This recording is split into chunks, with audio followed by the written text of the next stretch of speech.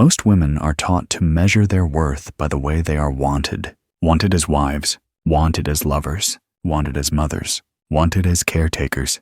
But some women walk away from all of it, not in bitterness, not in rebellion, but in quiet, sacred clarity. She chose to live alone, and not because she couldn't find love, not because love never knocked, but because she stopped answering to the voice that told her she must be chosen in order to belong. She belongs to herself now. Carl Jung called this the path of individuation, the journey of becoming one's full self, not through the approval of others, but through the integration of everything we are taught to deny. The dark, the wild, the free, the unapologetically solitary.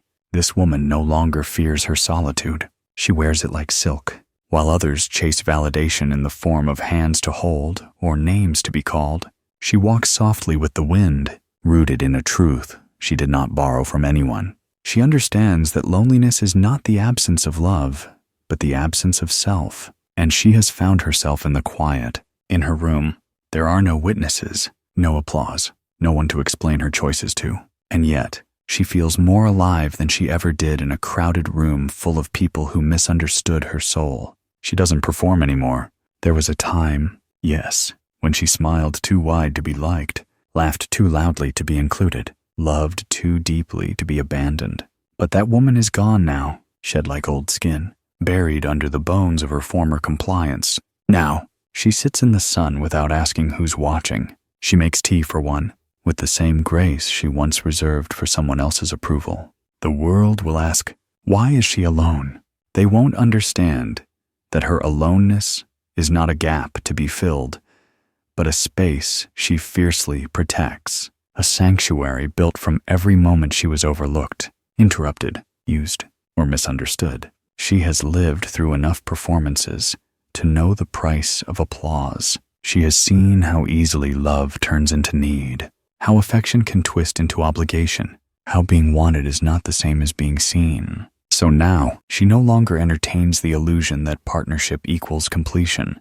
This does not mean she rejects love, but that she refuses to kneel before it. She will not sacrifice her peace for a seat at someone else's table. She has built her own, and it is enough. Men pass through her life now like seasons, some bright, some brief, some aching with the promise of what could have been, but none of them define her anymore. She no longer asks, am I enough for him? She asks, is he aligned with me? That one question rewrites everything. Carl Jung wrote that a woman who integrates her animus, the masculine spirit within, no longer looks outward for rescue. She becomes her own structure, her own strength, her own provider of direction and meaning.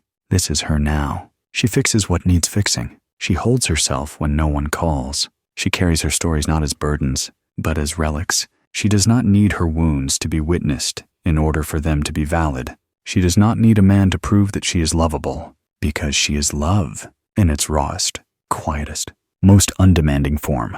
And that, perhaps, is what makes her so disruptive. To the world, to men, to the myth of the dependent woman, she is not angry. She is not hardened. She is not waiting. She is simply sovereign. She dances with her own soul at midnight, reads books aloud to her plants, chooses stillness over compromise. She remembers who she was before she was told who to be, and she honors that memory daily. This is not loneliness. This is return. Return to the source. Return to intuition. Return to the sacred contract she made with herself, long before she ever said yes to someone else. And when people ask, don't you miss someone next to you? She smiles, because she knows the real question is, how did you stop needing someone to validate your being? And her answer is not in words. It's in how she moves through the world. Whole, they say a woman alone must be incomplete. But what if it is the very opposite? What if aloneness is the condition for wholeness? The sacred pause between illusion and truth. She no longer fears empty rooms or unanswered messages, not because she's grown cold, but because she's grown clear. Clear on what it costs to abandon oneself for connection. Clear on the hollowness that comes from being held but not understood. There was a time she mistook attention for affection, presence for intimacy, touch for tenderness. But the woman who now lives alone has burned through those illusions. She has walked the slow road of grief, that comes when a woman realizes the world does not reward her for being true. It rewards her for being available, agreeable, and small. She is no longer small. She no longer trims her edges to be palatable. She no longer hides her depth so a man won't feel threatened by it. She no longer betrays her inner world for outer approval. That version of her soft for the sake of someone else's comfort is buried beneath layers of silence and truth. Now she speaks less, but means more. Now she listens not to respond, but to discern. Now she lives not for the gaze of others, but for the gaze of her own soul. The men who once found her irresistible now find her intimidating, not because she has changed, but because they never really saw her. They saw the idea of her, gentle, pleasing, mysterious. But when the mystery became a mirror, when she reflected their wounds instead of fixing them, they withdrew, and she let them, not from pride, but from peace, because she understands now, not everyone is meant to stay. Some are simply echoes of old patterns, here to remind her what it feels like to almost betray herself again, and then choose not to. Carl Jung taught that what we do not bring to consciousness will rule our lives, and we will call it fate, and so she brought everything into the light. Her fear of being unloved, her craving for validation, her old tendency to shrink when confronted by silence. She sat with it all, alone, and in that solitude, she became whole. Now, when a man enters her life, she no longer wonders, will he stay? She asks, does his presence expand me or deplete me? It is not arrogance. It is alignment. She no longer sacrifices her nervous system for companionship.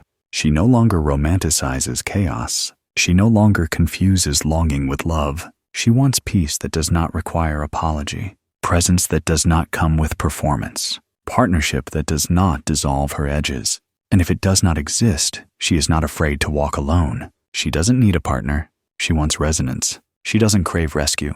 She offers sanctuary. This is the woman who no longer fits the script. Society doesn't quite know what to do with her. She doesn't marry young. She doesn't need constant company. She doesn't define herself by the male gaze. She is not a rebel. She is a return to sacred self-possession, to the wild rhythm of the intuitive feminine, to a life that is lived not for status, not for story, but for truth. In her silence, she hears everything, the subtle tug of her body when something is not right, the way her heart quickens in spaces that don't honor her, the ache of her spirit when her energy is given where it is not received. She listens, she honors, she adjusts, and when she smiles now, it is not for show. It is because she has finally stopped waiting for someone to hand her her worth. She found it in the quiet, in the long walks, in the unshared meals, in the nights where no one texted back and she still slept in peace. This is not loneliness. This is liberation. And while some may pity her, call her unlovable, too picky, too proud, she simply continues to live in the frequency of her own truth, because she knows to accept less would be to betray everything she died to become, and she will not betray herself again. She has stepped out of the roles written for her, the caretaker, the pretty one, the good girl, the emotional sponge for broken men who call it love. She knows now that many relationships are not love at all, but subtle contracts of survival, and she will not trade freedom for familiarity again. The world used to define her by her relationship status: single, taken, divorced, available. But now, those words hold no weight. She is not waiting for a partner. She is not looking for something to complete her. She is simply being, and in that being, she has found something most people never taste in a lifetime: sovereignty. This doesn't mean she is closed. It means she is discerning. She has learned that not every connection deserves entry into the sacred, that not every curious gaze deserves her story, that not every kind man is a conscious one. She has suffered at the hands of good men with shallow depths, with no awareness of their shadows, with love that felt warm, but left her cold. So now she guards her fire, not with walls, but with wisdom. She knows how to offer warmth without burning out, how to love deeply without losing herself, how to listen without absorbing, how to give without bleeding. Carl Jung said, "The privilege of a lifetime is to become who you truly are." She has paid for that privilege in full, with silence, with sacrifice, with the ache of lonely nights, where she refused to go back to a love that asked her to shrink, because it is not strength to stay where your soul is starving, and it is not weakness to choose yourself again and again. She has rewritten the definition of womanhood for herself, not based on duty, not based on tradition, not based on biology, but based on truth. She is not less feminine because she lives alone. She is not less whole because she is not a wife. She is not less worthy because no one posts about her. She is rooted in the most ancient kind of feminine power, the kind that does not require witness to be valid, the kind that grows wild, unpruned, untamed by expectation. In her home, there is peace, not because nothing is missing, but because nothing is forced. She lights candles for herself. She cooks with intention, not obligation. She plays music only she will hear and dances barefoot in the kitchen because her joy is hers to create. This is a woman who does not wait for permission to feel alive, and yet her presence is felt by others without effort. There is something in her eyes that unnerves men who need control, something in her voice that silences the room, not because she demands attention, but because she embodies her own. She is no longer afraid of being misunderstood. She knows that people can only meet her as deeply as they've met themselves. So when they call her intimidating, she understands they are speaking of their own unreadiness. She does not shrink to comfort them. She does not soften her truth to be more liked. She does not decorate her wisdom with apology. And if she must walk alone again and again to stay in her truth, so be it. Because alone does not mean empty. Alone does not mean forgotten. Alone does not mean unloved. Alone means only that which is real may enter. She is no longer afraid to be the one who walks away first. She knows what it costs to stay out of fear. And she will never again mortgage her wholeness for company. Let them say she is difficult. Let them say she is too much. Let them say she is cold. She is not cold. She is clear. And clarity is the most intimate thing a woman can own. She remembers the moment it all changed. Not a dramatic explosion, not a betrayal, not a heartbreak, but a quiet flicker deep within her bones, a whisper that said, "This is not your path anymore." And instead of silencing it, she listened. That's when she began the slow, radical act of unbecoming, of peeling back every layer she had been taught to wear. The pleaser, the fixer, the one who made herself small so others could feel big. She mourned each version of herself, not with shame, but with reverence, because each one had served a purpose. Each one had carried her through, but none of them were home. So she began again, alone, not to isolate, but to integrate, not to reject love, but to release the illusions she once called love, because love, she now knows, should not ask her to disappear. Carl Jung wrote of the danger of being possessed by roles, of becoming consumed by archetypes not yet made conscious, and that is what she had been, possessed by the role of the good woman, the nurturing one, the patient one, the one who holds space even when she's falling apart inside. But no more. Now, she chooses herself in every room, every conversation, every decision. She does not betray her intuition to maintain peace. She does not quiet her needs to protect someone else's fragility. She walks her truth even if her voice trembles, even if it means walking alone, even if it means being misunderstood by those who only know how to love the version of her that no longer exists. This is what individuation looks like. Not a grand awakening, but thousands of small deaths. The death of approval, the death of performing, the death of needing to be seen to feel real. Now, she validates her own existence. She writes herself back into the story, no longer the supporting character in someone else's myth. She is the central flame now, the keeper of her own legend. She understands now that solitude is not a sentence. It's a sanctuary. In her space, everything speaks. The morning light, the way the kettle hums, the breeze slipping through an open window. These things matter because she finally has the stillness to notice them. And when people ask, "Don't you want someone to share all this with?" she smiles. Because yes, companionship is beautiful when it's rooted in presence, not dependence.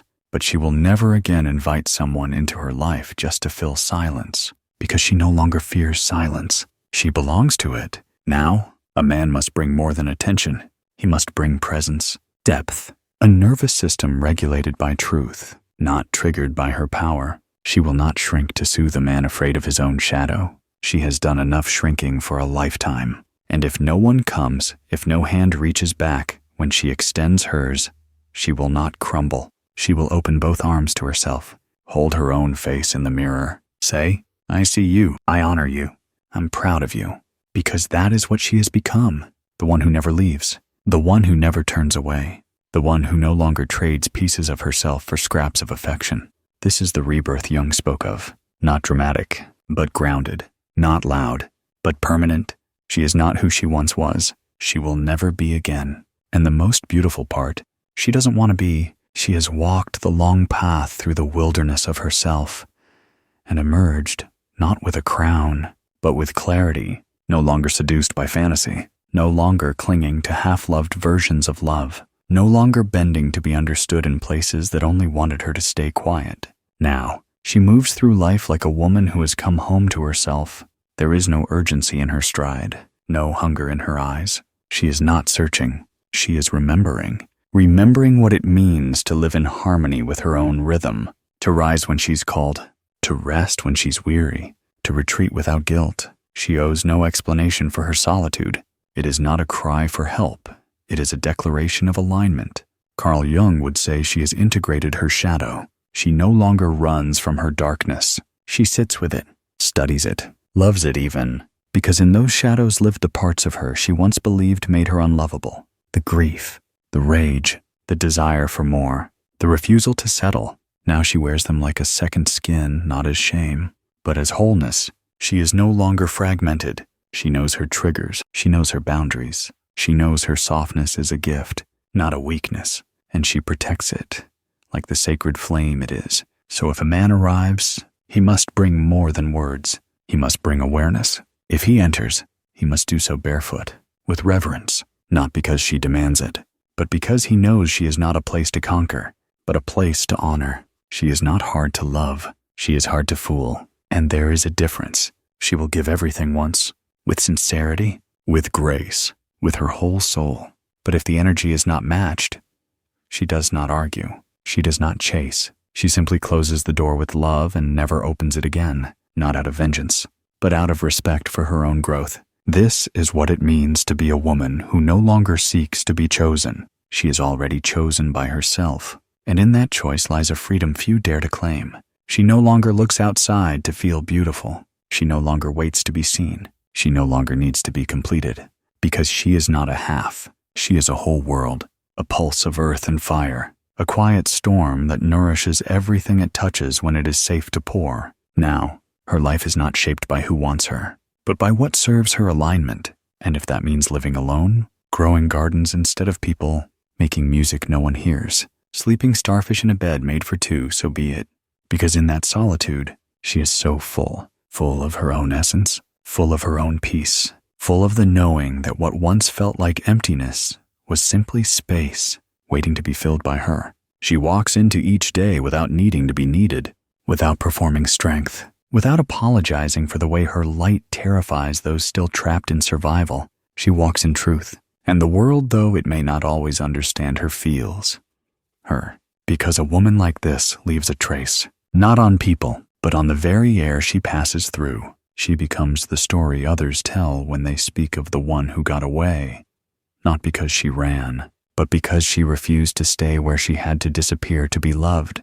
This is the quiet revolution, the new mythology, the sacred return to self. And if you ask her now, are you lonely? She will smile, the kind of smile that only comes from knowing. A woman who knows her worth does not pursue.